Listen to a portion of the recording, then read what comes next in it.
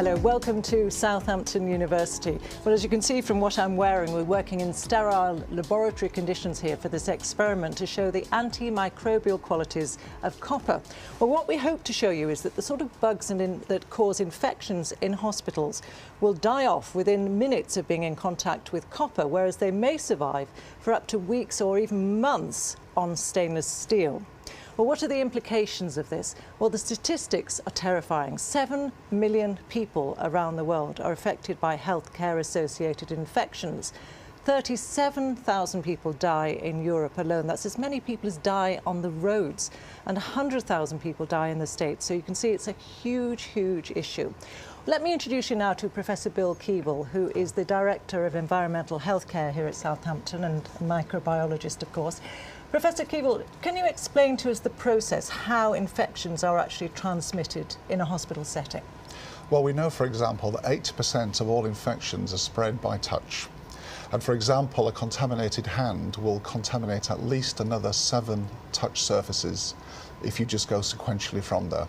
So does that mean then that what the surface is made of can make a difference? Very much so. Is the surface hard and non-absorbent? Is the surface absorbent?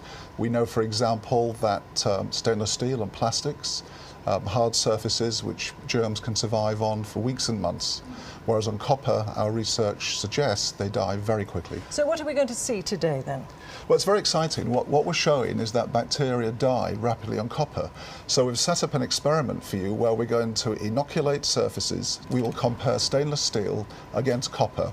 And hopefully what we can show you is that the bacteria will survive very well on stainless steel, but using a special dye system, we will show that they die very quickly on copper. Well, let's get the experiment started. In a room next door, we've got Emma and Sam on their microscopes. So, Professor Keeble, tell us what they're seeing down the individual microscopes. Well, what we're going to do is we're going to take the notorious MRSA bug, and we're going to put 10 million of the cells on stainless steel, 10 million of the cells on copper, and what we hope to show you is that they live very happily on the stainless steel, but they die rapidly on the copper. And in theory, how long will it take before the bugs are killed off on the copper? Well, we hope to show you that things are going to happen in 2 or 3 minutes, and certainly by 10 minutes, hopefully they will have all died out.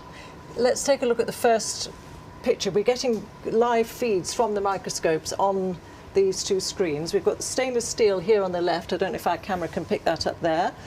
So, Professor Keeble, just explain what we're seeing here. So what you're seeing here are the individual bacteria sitting on the stainless steel surface. We've used a special dye which shows that while they're bright green, they're still alive. Right. What we're hoping to show is that they will fade away as they die on the copper surface, which will be contrary to what happens on the stainless steel. So it's just 2 minutes into the experiment. Let's take a look at the screens that are linked to those microscopes and see what difference we can see at this point. So, Professor Keeble, talk us through what you see. Well, you can see lots of brightly stained bacteria on the stainless steel surface. So not much change there? Not much change there. Copper? And here's the copper surface. May not look too different to you, but in fact, if you look very carefully, we're just starting to see some of the cells beginning to fade out. So these would be the first signs that they're starting to die on copper. So it's incredibly quick. Yes. So we're now coming up to 6 minutes into the experiment, and let's have a look at our screens again. So, stainless steel, Professor Keeble, a lot of microbes there. Yes, you can see they're still as bright as at the start of the experiment. So and no copper? infants. And on this one you can see they're even paler. So very few cells surviving now on the copper surface, even though we put 10 million on there to start with. Now, what is the scientific process that's happening here? How are these bugs being killed off? Well, we're starting to understand that copper works by multiple means, and it shuts down the cell's biochemistry and physiology.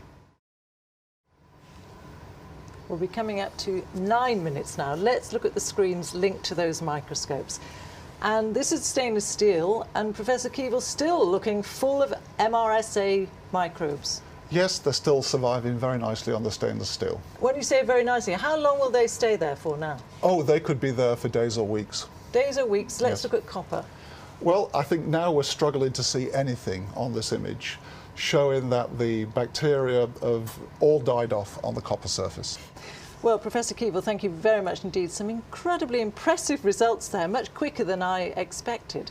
In fact, there are quite a number of hospitals around the world now who are starting to install copper in their wards to try to deal with this real problem of hospital-acquired infections. Perhaps more when these sort of results start to filter through. Really interesting results. So from me here in Southampton University, from Emma and Sam on the microscopes, and from Professor Keeble, goodbye and thank you very much for watching.